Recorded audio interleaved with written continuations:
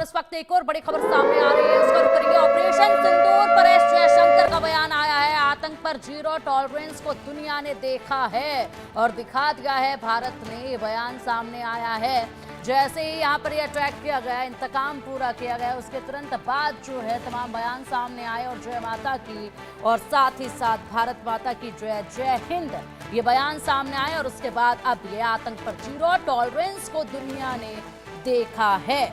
तो इसी के साथ आज पूरे भारत का जो जोश है वो काफी हाई है, इसलिए पूछना तो आज बनता है हाउ इज द जोश इंडिया। और जोश इंडिया का बिल्कुल हाई है, क्योंकि जिस तरीके से बदला लिया गया है और ऑपरेशन सिंदूर इसको नाम दिया गया है, ये अपने आप में अद्भुत है। जो ठिकाने टारगेट किए गए वो ठिकाने कोई पाकिस्तान की आर्मी के नहीं, बल्कि हमने आतंकवादियों के ठिकानों को पूरी तरीके से तहस नहस किया। ये वही ठिकाने थे जहां से लगातार भारत पर आतंकी हमलों की साजिशों को रचा जाता था, यहीं पर मंसूबे तैयार किए जाते थे और आखिरकार इन्हीं ठिकानों को ध्वस्त किया है।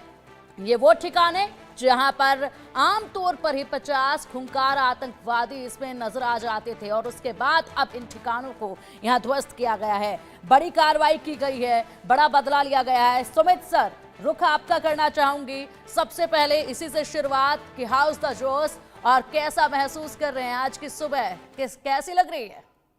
सबसे पहले तो नमस्कार मैडम, रात भर सोए नहीं हैं और सुबह तो ऐसी निकल गई है।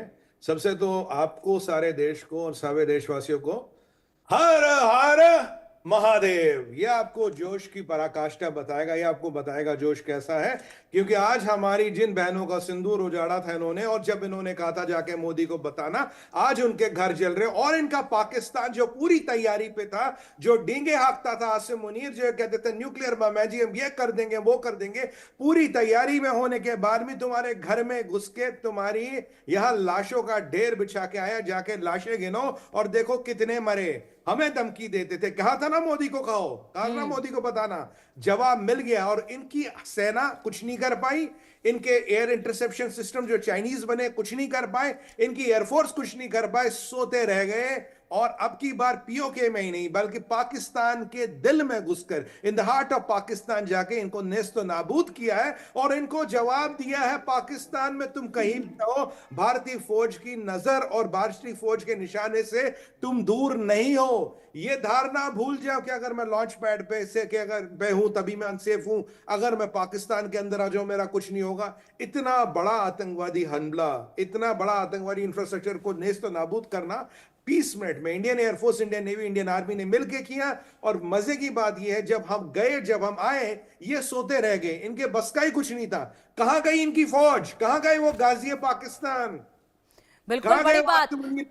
जिन ठिकानों को लगातार ये लोग प्रोटेक्ट कर रहे थे, जिन ठिकानों को लगातार ये बचाव कर रहे थे, पूरी आर्मी को लगाया हुआ था, वही ठिकाने जब सुबह ये लोग उठे तो नामो निशान तक नहीं था। चारों तरफ देखा तो कहां गए वो ठिकाने जिनको हम इतने दिनों से हिफाजत में रखे हुए थे, आखिरकार वो ठिकाने गए कहां? मनन सर, जिस तरीके से कहा यहाँ पर विनोद सर ने, मरकज सुभान अल्लाह, माना जाता था कि इस पर अटैक करना ही बड़ा मुश्किल है, लेकिन देखिए इसको भी ध्वस्त किया गया।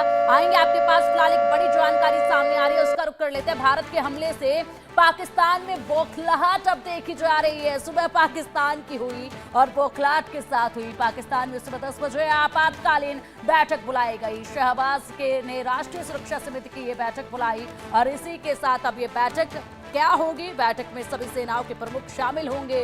किस तरीके से एक दूसरे को अब ये लताड़ लगाते नजर आएंगे। भारत के हमले से पाकिस्तान में बौखलाहट है। सुबह 10 बजे बैठक होगी और बैठक में सबसे पहले मनन सर आपसे यही सवाल कर लेती हूँ कि 10 बजे बैठक होगी तो बैठक में क्या आपको तस्वीर नजर आएगी पाकिस्तान के, एक दूसरे को लताड़ लगाते नजर आएंगे क्या ये लोग?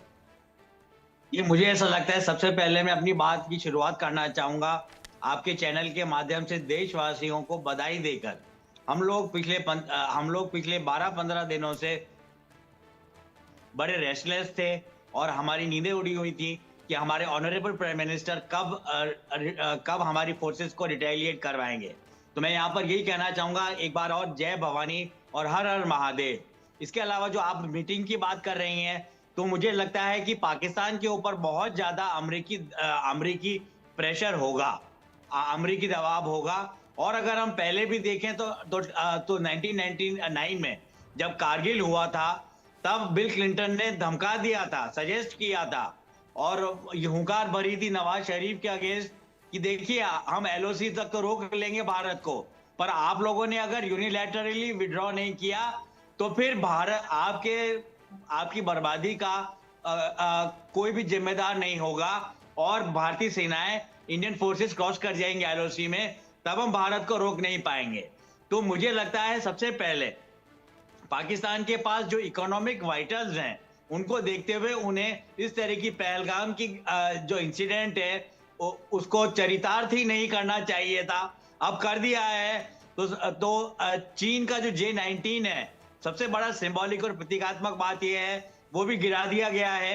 कुछ रिपोर्ट्स के अनुसार F-16 ने कश्मीर में आया था, तो शायद रिटेलिएशन, पीसमील रिटेलिएशन या इंडिविजुअल ब्रेवाडो की तरह कुछ हुआ जो हमें शीघ्र ही की बातें क्लियर हो जाएंगी। तो 2 गिरा दिए गए हैं और 10 बजे की मीटिंग की बात है। मुझे लगता है पाकिस्तानी मनोबल बहुत गिरा हुआ है, भावलपुर हो या मुरीद के हो या मुजफ्फराबाद हो, कहीं पर भी हो, टेरर कैंप्स को ध्वस्त किया जा चुका है। और जैसा कि पहले भी कहा गया, ये बड़ी शर्म और हास्यास्पद बात है कि कभी